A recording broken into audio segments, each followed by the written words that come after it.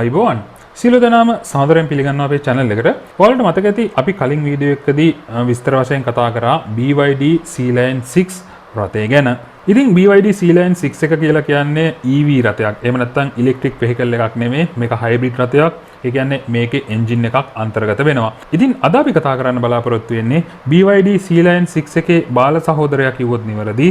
අද අපි කතා කරන්නේ BYD C-Line 5 රථයේ සම්පූර්ණ විස්තරය.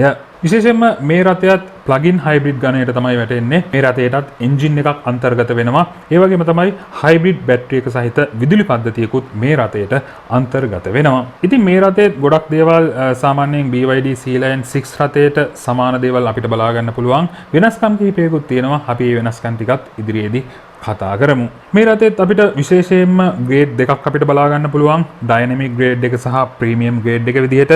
මේකෙදි බේසික් ග්‍රේඩ් එක ඩයිනමික් ග්‍රේඩ් එක විදිහටත් හයි එන්ඩ් ග්‍රේඩ් එක ප්‍රීමියම් ග්‍රේඩ් එක විදිහටත් අපිට සලකන්න පුළුවන්.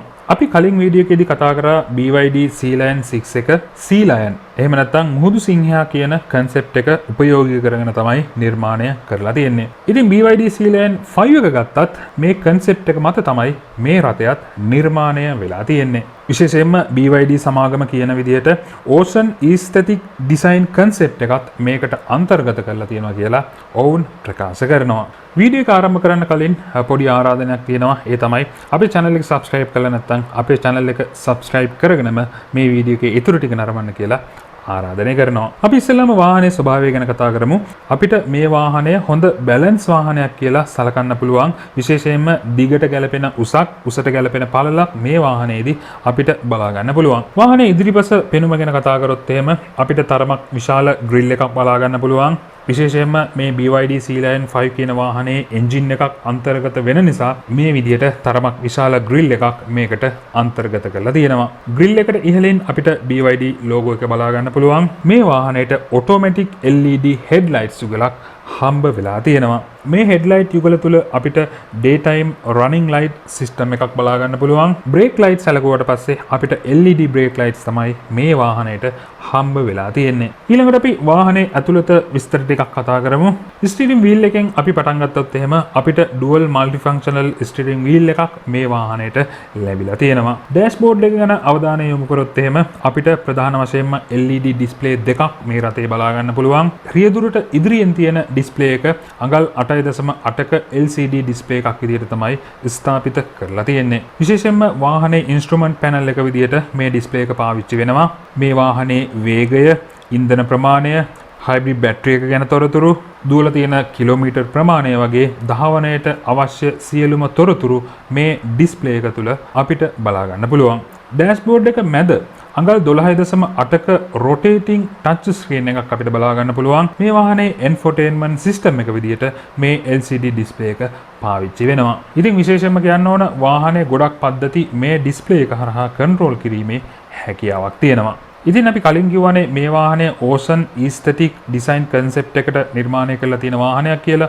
මේ වාහනේ ඉඳගත්තට පස්සේ හොඳ comfortable feeling එකක් තමයි හම්බ වෙන්නේ. විශේෂයෙන්ම මේකේ නිර්මාණය කරලා තියෙන AC vents ගත්තත්, ඒ වගේම තමයි ඇතුළත body lines ගත්තත්, මේවට පාවිච්චි කරලා තියෙන materials ගත්තත් හොඳ premium look එකක් එන විදිහට මේ දේවල් නිර්මාණය කරලා තියෙනවා කියලා අපිට කියන්න පුළුවන්.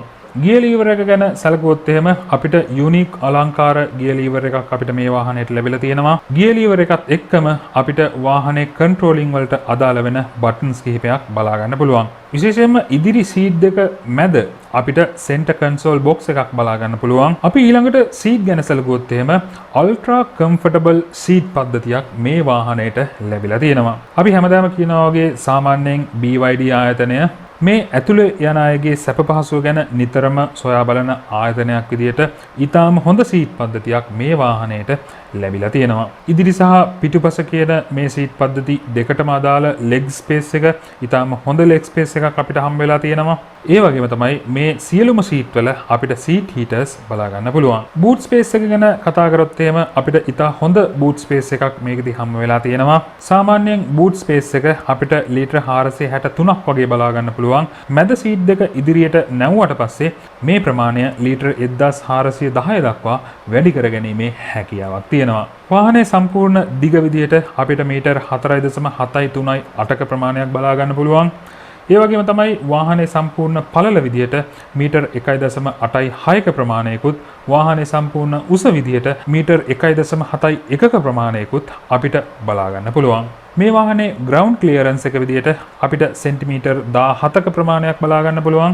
ඉතින් මේ විදියට ඉතා හොඳ ග්‍රවුන්ඩ් ක්ලියරන්ස් එකක් තියෙන නිසා ලංකාවේ තියෙන ඕනම මාර්ගයක පහසුවෙන් ගමන් කරන්න පුළුවන් කියලා අපිට කියන්න පුළුවන්. මේ වාහනේ මිනිමම් ටර්නිං රේඩියස් එක අපිට මීටර් 6ක් විදියට තමයි හම්බ වෙන්නේ. මේ වාහනේ සම්පූර්ණ බර ප්‍රීමියම් ග්‍රේඩ් එකේදී කිලෝග්‍රෑම් 2170කුත් සුපීරියර් ග්‍රේඩ් එකේදී කිලෝග්‍රෑම් 2195කුත් විදියට බලා ගන්න පුළුවන්. ඊළඟට අපි මේ රථයට අදාළ තාක්ෂණික කාරණා කිහිපයක් කතා කරනවා.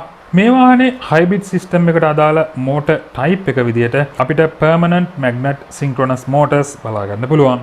මේ හයිබ්‍රිඩ් මෝටර්ස් වල උපරිම පවර් එක අපිට කිලෝවට් 145කුත් උපරිම ටෝක් එක නිව්ටන් මීටර් 300කගේකුත් බලා ගන්න පුළුවන්. විශේෂයෙන්ම මේ වාහනේ ෆ්‍රන්ට් වීල් ඩ්‍රයිව් වාහනයක් විදිහට තමයි අපිට හම්බ වෙන්නේ. ඊළඟට අපි එන්ජින් ටයිප් එක ගැන කතා කරොත් එහෙම අපිට 1.5 ලීටර් හයි එෆිෂියන්සි එන්ජින් එකක් මේ වාහනේදී බලා ගන්න පුළුවන්. විශේෂයෙන්ම මේ එන්ජින් එකට අදාළව උපරිම පවර් එක විදිහට කිලෝවට් 72කුත් උපරිම ටෝක් එක විදිහට නිව්ටන් මීටර් 122කුත් අපිට බලා ගන්න පුළුවන්. මේ වාහනේ ඉන්ධන ටැංකියේ කැපැසිටි එක විදිහට අපිට ලීටර් 52ක් බලා ගන්න පුළුවන්. සාමාන්‍යයෙන් පැය කිලෝමීටර් 0 ඉඳන් 100ට ස්පීඩ් කරන්න ප්‍රීමියම් ග්‍රේඩ් එකේ රථයකට තප්පර 7.7කුත් සුපීරියර් ග්‍රේඩ් එකේ රථයකට තප්පර 8.1කුත් වැය වෙනවා කියලා අපිට කියන්න පුළුවන්. මේකෙදි සුපීරියර් ග්‍රේඩ් එකට අදාළව ටයිම් එක ටිකක් වැඩි වෙලා තියෙන එක විශේෂත්වයක් වෙනවා. ඒ වගේම තමයි මේ වාහනේ ඉලෙක්ට්‍රික් රේන්ජ් එක විදියට කිලෝමීටර්ස් වලින් ප්‍රීමියම් ග්‍රේඩ් එකට එද්දී කිලෝමීටර් 71කුත් සුපීරියර් ග්‍රේඩ් එකට එද්දී කිලෝමීටර් 100කුත් අපිට බලා ගන්න පුළුවන්. මේ වාහනේ අපි කම්බයින් රේන්ජ් එක ගැන කතා කරොත් එහෙම ඒ කියන්නේ විදුලි පද්ධතිය සහ එන්ජින් එක කියන දෙකම කම්බයින් වෙලා යන සම්පූර්ණ කිලෝමීටර් ගාන ප්‍රීමියම් ග්‍රේඩ් එකේදී කිලෝමීටර් 1001කුත් සුපීරියර් ග්‍රේඩ් එකේදී කිලෝමීටර් 1030ක් විදියටත් බලා ගන්න පුළුවන්. බැටරි කැපැසිටි එක ගැන අපි කතා කරොත් එහෙම ප්‍රීමියම් ග්‍රේඩ් එකේදී අපිට කිලෝවොට් අවර්ස් 12.9ක බැටරියකුත් සුපීරියර් ග්‍රේඩ් එකේදී කිලෝවොට් අවර්ස් 18.3ක බැටරියකුත් බලා ගන්න පුළුවන්. බ්‍රේක් පද්ධතිය ගැන කතා කරොත් එහෙම අපිට පිටුපස බ්‍රේක් හම්බ වෙන්නේ ඩිස්ක් බ්‍රේක් විදියට. නමුත් ඉදිරිපස බ්‍රේක් ගැන අපි කතා කරොත් එහෙම වෙන්ටිලේටඩ් ඩිස්ක් බ්‍රේක් මේකට අන්තර්ගත කරලා තියෙනවා. ඒ වගේම තමයි ෆැක්ටරි ෆිටඩ් අලංකාර ඇලෝ වීල් සෙට් එකක් මේ වාහනේට හම්බ වෙනවා. මේ වාහනේ ටයර් සයිස් එක විදියට අපිට හම්බ වෙන්නේ 255යි 60යි R18 කියන සයිස් එක. ඊළඟට අපි වැදගත්ම කාරණය කතා කරන්න යන්නේ ඒ තමයි මේ වාහනේට හම්බ වෙලා තියෙන සේෆ්ටි ෆීචර්ස් මොනවද කියන කාරණාව ගැන කතා කරන්න. මේ වාහනේ එයාබැග් සිස්ටම් එකක් අන්තර්ගත වෙනවා. විශේෂයෙන්ම වාහනේ සියලු දෙනාම ආවරණය වෙන විදිහට මේ එයාබැග් සිස්ටම් එක නිර්මාණය කරලා තියෙනවා. මේ එයාබැග් සිස්ටම් එක ගැන අපි තවදුරටත් කතා කරොත් එහෙම මේ එයාබැග් සිස්ටම් එකේ ෆ්‍රන්ට් එයාබැග්ස් ඉන්ක්ලූඩ් වෙනවා. ඒ වගේම අපිට මේ එයාබැග් සිස්ටම් එකේ සයිඩ් එයාබැග්ස් බලා ගන්න පුළුවන්. තවදුරටත් අපි කතා කරොත් එහෙම සයිඩ් කර්ටන් එයාබැග්ස් මේ රථයට අන්තර්ගත කරලා තියෙනවා. ඉතින් ඊළඟට අපි කතා කරන්න යන්නේ සරලව මේ වාහනයට ලැබිලා තියෙන අනෙකුත් ෆන්ක්ෂන්ස් සහ තවත් සේෆ්ටි ෆීචර්ස් කිහිපයක් ගැන. ඉතින් මේ ටික කතා කරලා ඉවර වුණාට පස්සේ ඔයාලටම තේරෙයි මේ වාහනේ කොච්චර හොඳ ආරක්ෂාවක් තියෙනවද කියන කාරණාව. මේ වාහනේදී අපිට TPMS tyre pressure monitoring system එකක් බලා ගන්න පුළුවන්. මේ වාහනේට ඉදිරි රේඩාර් දෙකක් පිටුපස රේඩාර් 4ක් විදියට සම්පූර්ණ රේඩාර්ස් 6ක් බලා ගන්න පුළුවන්. සාමාන්‍යයෙන් අපි කියනවා warning sensors කියලා.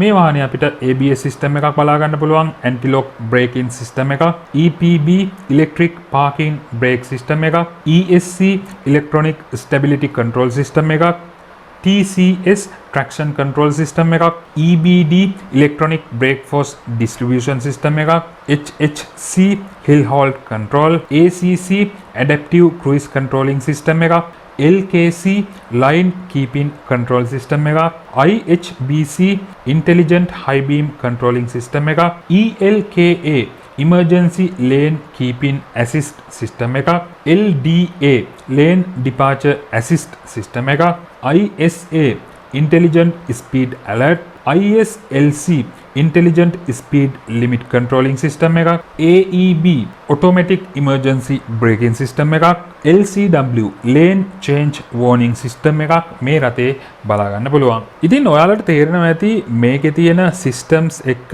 මේකේ තියෙන සේෆ්ටි ෆීචර්ස් එක්ක මේක කොච්චර ආරක්ෂිත වාහනයක්ද කියන කාරණාව. ඊට අමතරව ගත්තොත් එහෙම සාමාන්‍යයෙන් මොඩර්න් වෙහිකල් එකක තියෙන සාමාන්‍ය ෆන්ක්ෂන්ස් ටික මේකෙත් අන්තර්ගත වෙනවා. සාමාන්‍යයෙන් අපි ගත්තොත් පවර් ෂටර්ස්, පවර් මිරර්ස් ඇතුළු සියලුම ෆන්ක්ෂන්ස් මේ රථයේත් අන්තර්ගත වෙනවා. ඉතින් මම හිතනවා ඔයාලට සම්පූර්ණ අවබෝධයක් මේ BYD C-Line 5 රථය ගැන මේ වීඩියෝ එකෙන් ලැබෙන්න ඇති කියලා. ඉතින් ඒ වගේම තමයි ඔයත් මේ BYD C-Line 5 රථයක් ගන්න බලාපොරොත්තු වෙච්ච කෙනෙක් වෙන්න පුළුවන්. ඒ වගේම තමයි ඔයා මේ වෙනකොටත් BYD C-Line 5 රථයක් පාවිච්චි කරන කෙනෙක් වෙන්න පුළුවන්. ඉතින් ඔයත් මේ වෙනකොට පාවිච්චි කරන කෙනෙක් නම් ඔයාගේ එක්ස්පීරියන්ස් එකත් කමෙන්ට් එකක් විදිහට දාගෙන යන්න. මේකෙදි මේ රථයක් ගන්න බලාපොරොත්තු වෙච්ච කෙනෙකුට මේ එක්ස්පීරියන්ස් එක ගොඩක් වැදගත් වෙයි කියලා මම විශ්වාස කරනවා.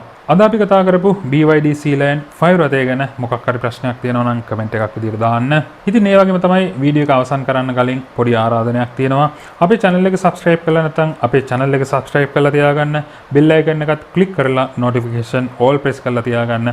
අපි වීඩියෝ එකක් දාපු සැනින්ම notification එකකින් ඔයාලට දැනගන්න පුළුවන් වෙනවා. ඉතින් ඒ වගේම තමයි ඔයාලා කැමති මොකක් හරි වාහන මොඩල් එකක් තියෙනවා නම් මේ වාහනේ review එක ගෙනාව නම් හොඳයි කියලා ඒකත් කමෙන්ට් එකක් විදිහට දාගෙන යන්න. ඒ වගේම තමයි අපේ channel එකේ මේ වෙද්දි වීඩියෝ රාශියක් අපි අරගෙන අවිල්ලා තියෙනවා. ඉතින් මේ වීඩියෝස් ටිකත් නරඹන්න කියලා ආරාධනය කරන ගමන් අදට මේ වීඩියෝ එක මෙතනින් නතර කරනවා. තවත් වැදගත් වීඩියෝ එකකින් නැවත හමු වෙනකන් සීල දෙනාටම සුබ දවසක් කියලා ප්‍රාර්ථනා කරනවා.